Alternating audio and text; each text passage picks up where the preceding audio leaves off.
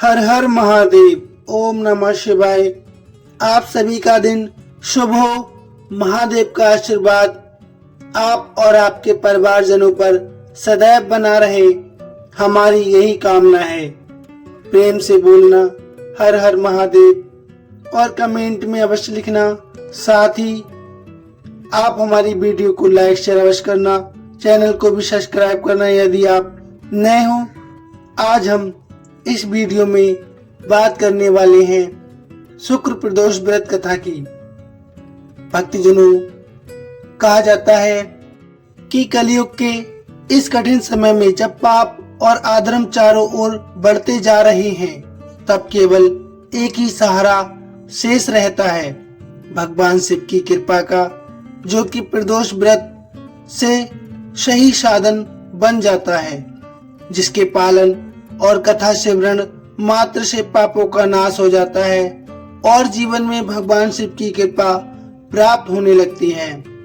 कहा गया है कि जो भक्त इस दिन सच्चे मन से भगवान शिव की पूजा अर्चना करता है, उसे सौंदर्य, सौभाग्य और दाम्पत्य सुख प्राप्त होता है।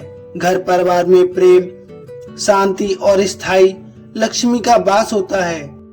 आइए कथा सुनने से पहले हम सब मिलकर प्रार्थना करें। हे भोलेनाथ, हम आपके भक्त होकर भी अज्ञान और मोह में उलझे रहते हैं। हमारे मन, वचन और कर्म पवित्र नहीं रह पाते। यदि आज आपकी कथा के स्मरण और व्रत के पालन में कोई भूल या त्रुटि हो जाए तो हे कृपालु, हमें क्षमा कर देना। हे महादेव, आप ही कलयुग के एकमात्र पालनहार हैं। आपकी कृपा से ही समस्त पापों का विनाश होता है और जीवन मोक्ष की मार्ग की ओर अग्रसर होता है। इस बार भादो मास के शुक्ल पक्ष में आने वाला प्रदोष व्रत 5 सितंबर दिन शुक्रवार यानी कि आज है और इस दिन प्रदोष काल का समय रहने वाला है शाम 5:51 से 7:21 तक। इस समय में आप शिव जी की पूजा करके कथा का स्मरण अगर करते हैं तो आपको आपके द्वारा की गई समस्त पूजा का और रखे गए व्रत का पुण्य अवश्य प्राप्त होगा। आइए अब सुनते हैं शुक्र प्रदोष व्रत की कथा। कथा के अनुसार प्राचीन समय में एक नगर में 3 मित्र रहा करते थे।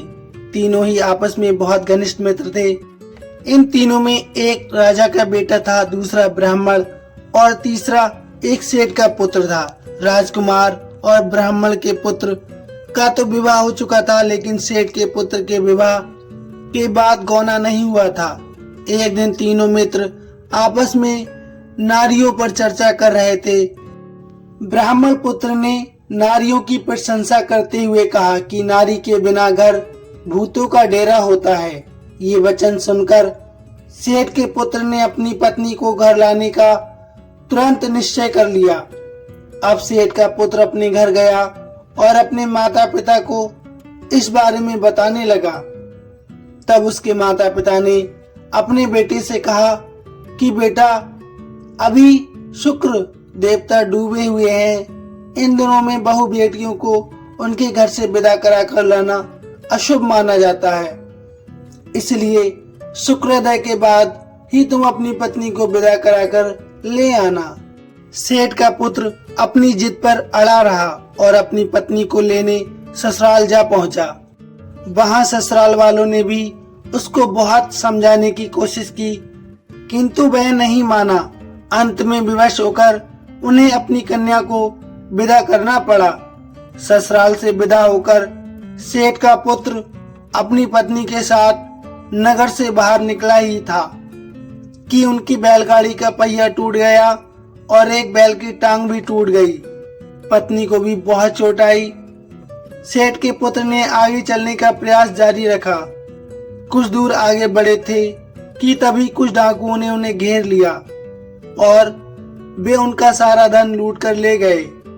अब किसी तरह सेठ के पुत्र अपनी पत्नी के साथ जैसे तैसे रोता हुआ घर पहुंचा। तभी सांप ने उसे काट लिया। उसके पिता ने वैद्यों को बुलाया। तब उन्होंने कहा कि आपका पुत्र 3 दिन में प्राण त्याग देगा।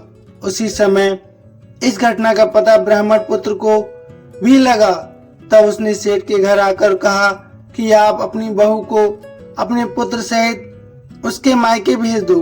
ये सारी बाधाएं इस कारण से आई हैं कि आपका पुत्र शुक्रास्त में पत्नी को विदा करा कर ले आया है।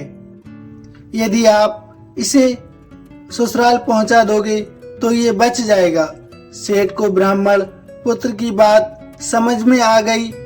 उसने अपने पुत्र और पुत्र वधू को वापस लौटा दिया।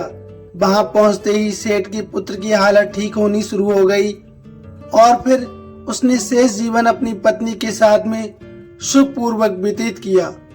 यानी शुक्र प्रदोष के महात्म से सभी घोर संकट उसके दूर हो गए और वह महादेव की जय जयकार करते हुए सारा समस्त जीवन व्यतीत करके अंत में मोक्ष की प्राप्ति करके शिव धाम को प्राप्त हुआ।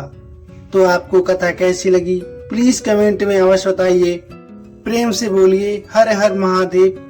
आपके भंडारे भरे, आपके घर सुख सौभाग्य सुख समृद्धि का आगमन हो, हमारी यही कामना है। इसी के साथ कथा वृतांत समाप्त। धन्यवाद।